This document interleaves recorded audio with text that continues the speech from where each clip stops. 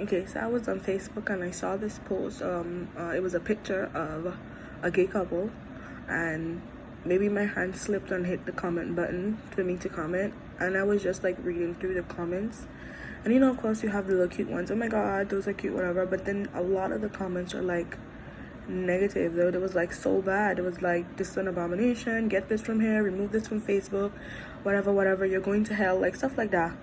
And it reminded me of a conversation that I had a long time ago. Like, I had a conversation a long time ago with a person, and she wants to be a speaker or maybe a minister, but of course she knows that back home she can't do that. She's an islander. Female pastors are not common things, or female preachers are not common things. So she was like, that's what she would like to be, a minister, or maybe if she can't be a minister, then she'd like to be a speaker back home for her people with children and stuff. Anyway, so the point was that she was talking to me, and I was asking her, why is it that you believe that homosexuality or being gay is like the worst sin? Or I was asking her that kind of question, and we were just talking, and she was explaining to me maybe people honestly believe that is worse than most of the other sins because it's a lifestyle, and it's not like you choose to do it today and then you don't do it again next week or whatever. She was like, maybe that's why people hate it. And then she, beyond explaining that, she was telling me that people probably don't even know that that's the reason why they hate it. And then she said that if she could open a church, whether it was back home or in the United States or in a different country, whatever, she said if she could open a church, she said that would be her selling point. And she said, and I was asking her like, why? Like why? I really wanted to know why. She was like, because everybody believes that these people are headed to hell, and everybody believes that these people need help or whatever, but everybody saying it and nobody wants to help them. And then she was like, she was explaining to me, like, she was using this like analogy or whatever, and she was talking about like a game, a football game. And she was like, one thing she knows for sure is that life is almost like a sports game. You have your coach, and then at the same time you have your team captain. And she was like, think of the coach as like God, and then you as a preacher, as a pastor, as a minister, whatever, you're the coach. The various different types of coaches that you have in different games. Some games have 2, 3, however it works. Some people have a male and a female coach, however it works. She was like, think of yourself. You're the team captain, and then you have the coach. And she's like, the coach is God and you're the team captain. And she was like, what does a team captain do? Well, she was asking me, what does a team captain do? And I was like, of course they lead the team or whatever, but you always have the coach. You're like the backup. And she was like, that's exactly how it is in the church.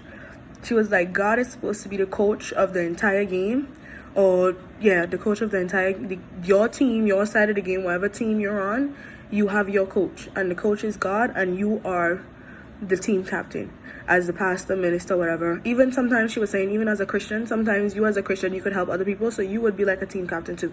But that's what she was telling me. Whatever, like, yeah.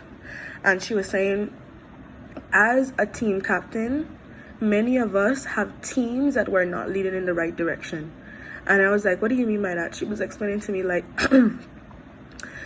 it's not about homosexuality, because she was saying, as a team captain, every team member has weaknesses and strengths, and it's up to you if you believe that is a weakness or a strength. And she was saying, if those people were on my team, that may be their weaknesses in God's eyes. But she was like, as a team captain, I am here to focus on their strengths and to strengthen them in the game of life, and not focus on the one thing that they may be doing wrong. She's like, I'd invite all of them to my church to teach them and show them how to play the game called life, and explain to them that there are things that will come after them, balls and stuff that will come after them. She was trying to use an analogy, going back and forth between the game, and I try not to do both, but she was like, yeah, and there will be things that come after them. She's like, as a team captain, you honestly don't know how the game is going to go. You play the game based on the actions of the other team and the actions of your team, and based on those actions, you move forward.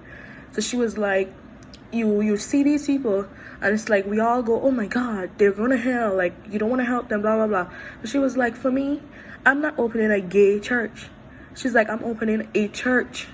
And she was like, a church, meaning I'm inviting all of these people because everybody deserves a chance to be on this team and sit with Jesus Christ and hear him speak and listen to. She's like, everybody deserves that chance.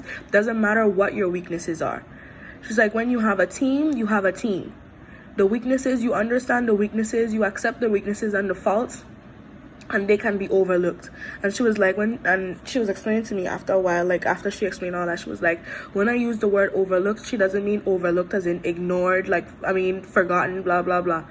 When she said overlooked, she says she means that isn't something that you have to bring up every time the person's, you speak to the person.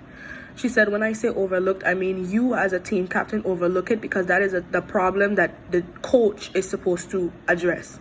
And I was like, wow, that is an interesting way to see things. And she was like, yeah. She was like, the coach, certain issues and certain things, certain lifestyles that people live, whether it's as a criminal, as whatever, it doesn't matter. She's like, whatever the lifestyle is, some weaknesses are not for you as a team captain to address. They're for the coach to address. And only when the coach deals with it is when it will be resolved. Because you as a team captain can't handle and can't fix the problems in certain of your team members' lives. That is not for you. You as like a human being, you can't do that. That is for them to go to the coach, and them and the coach will have to fix whatever the problem, deal with whatever the problem is, or speak to God on whatever the problem is. And I was like, she makes so much sense. Now that I'm thinking about it, I'm like, we are so wrong. And I'm a Christian, so I'm thinking like we're so wrong nowadays the way that we do things. How we like literally bash gay people just because they're gay. And I'm like, you don't know their heart, you don't know what they've been through, you don't know why they're like that, like you don't know anything about these people.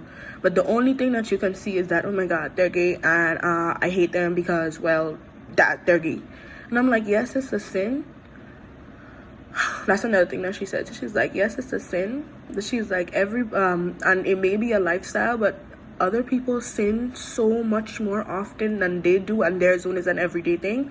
She's like, some people sin so much more because they have people that you lie on a daily basis, like on an hourly basis. You're lying to people straight to their face, like all the time. And she's like, you're stealing from people, and you're laughing about it, you're gossiping. And then she's like, even judging. She's like, judging is a sin too. It's like you judge people. You judge those people based on the little you know about them, and you don't know anything else about this person, and you just automatically decide that you wouldn't ever want this person to be on your team. And she's like, that's wrong. She's like, that's why that would be my selling point, because I know she was saying she knows a lot of gay people, and she's like, they're amazing people. Some of them are people that could help you move forward in life. She's like, because in this game, the only thing that we're doing in this game of life, as in life, she's like, in this game, we are either trying to make ourselves live better, or we are trying to make others live better. In the game, you have your team and you have their team. And she was like, in this game, it's not about winning. It's more or less about making an effort to show the other team the lifestyle that you're living, and then maybe they would transfer to your team because you're not forcing anybody to do it. And she was like, you have to see it that way. You have your plays and you have your plays, like as in like the coach always draws up plays and stuff like that. But even when you have the plays that the coach or the team captain would draw up, you still have to work on the choices that you make, and the choices that your team members make, and the choices that especially the other team makes, because their advances, their actions always quarterback your reactions. So, and then vice versa, of course. But that's all that she was explaining. I was like, it's a different point of view to look at life at, because like I don't agree with the lifestyle that some people live, and I'm not just talking about them, but like generally you don't agree with the lifestyle that some people live. And it's almost like some things is just like you don't tell them that what they're doing is wrong, in the sense where you're trying to protect their feelings, or like that. You're not going straight forward and telling them that way, because maybe there's a different approach. Like, listen, I know this person, she helps, whatever. I just want you to come with me on Sunday. Oh, I just want you to listen to this every now and again. Like, like there are different approaches to things instead of just jumping in people's face and turn, because that scares people away, and it ruins their psyche or their mentality or their view on whatever religion or spirituality or God that you represent. And you don't want that, because those problems are not for you to judge. Those problems are not for you to earmark as, oh my god, horrible, like terrible, like this person is just until she get away from this lifestyle, she can't, and I don't want her around me because she gonna influence. Like, that's not, I don't know how to explain it, because she was like, she used a lot of words, she talks a lot, but like she did it in a way that made me see things in a whole different light, because it's not about those things, it's about the other things. Your focus is getting them to God, not getting them away from what they're already in.